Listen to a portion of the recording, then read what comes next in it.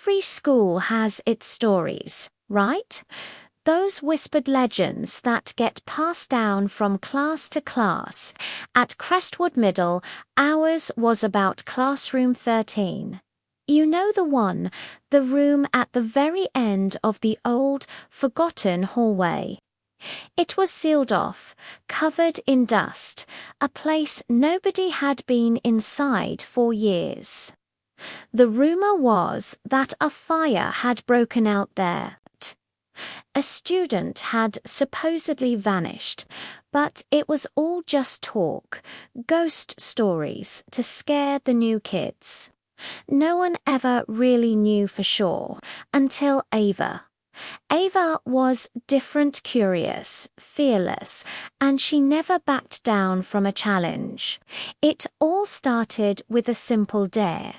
Her friends were laughing, egging her on.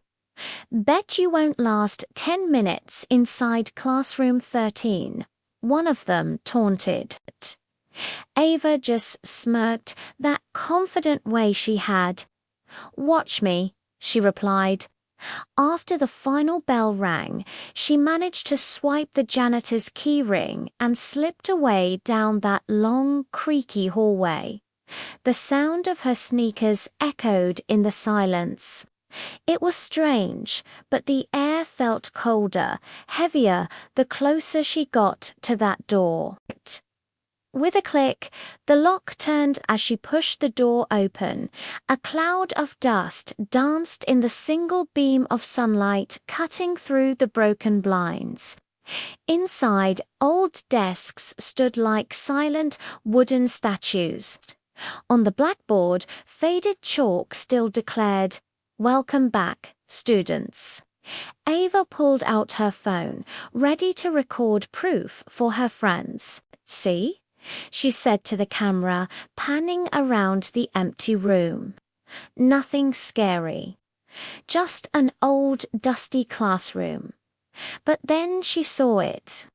Tucked away in the far corner sat a tiny desk, much smaller than all the others. It was almost sized, and sitting on top of it was a strange little doll.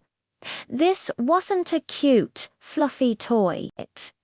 It had a wiry, thin body, long, pointed ears, and a huge, unnerving, toothy grin. Its fur was singed in places, and one of its glass eyes was cracked down the middle.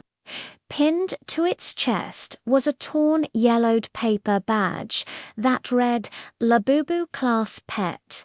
Suddenly, the whole atmosphere in the room shifted.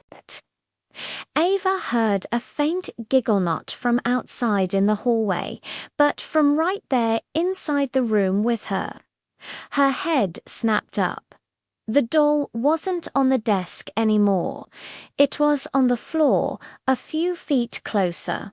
Her phone camera blinked off without warning. The old lights overhead buzzed, flickered once, twice, and then died, plunging the room into darkness. And in that pitch-black silence, she heard a whisper. It was high-pitched, like a child's voice, and it was far too close. "Are you staying for recess?" She didn't wait for another word. She bolted. She ran out of that room, down the hallway, and didn't stop until she was safe in her own house, heart pounding against her ribs. She tried to show her friends the video footage, but it was just corrupted statical of it, except for the very last second. A single frozen frame showed her own face, twisted in pure terror, and right there, peeking over her shoulder, was something with a wide, toothy grin.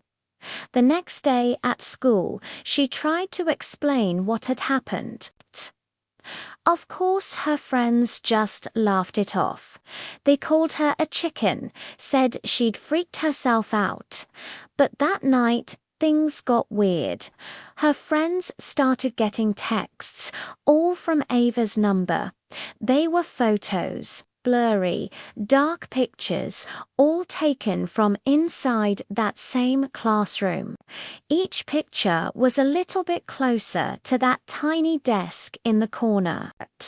Until the final one. The last picture showed them, all 5 of her friends. They were sitting in the desks of classroom 13, their eyes completely black and their mouths stretched into wide, unnatural smiles. None of them came to school the next day or the day after that. A few weeks later, Crestwood quietly sealed off classroom 13 again. The hallway was repainted, the door was reinforced. The janitor's keys vanished. But sometimes, if you walk down that hallway late at night and you're very, very quiet, if you press your ear against that cold wooden door, you'll hear it, a faint bell ringing, the sound of children laughing, and a soft voice whispering, "We saved you a seat. Come play with us." Then the scratching starts from the other side. And if you're foolish enough to open that door, Labubu will be there, waiting. And in his little clawed hand, he'll be holding a brand new Nama tag, just for you. Thanks for watching. If you have a spooky story from your own school, share it in the comments below. And don't forget to like and subscribe for more chilling tales. Stay safe out there.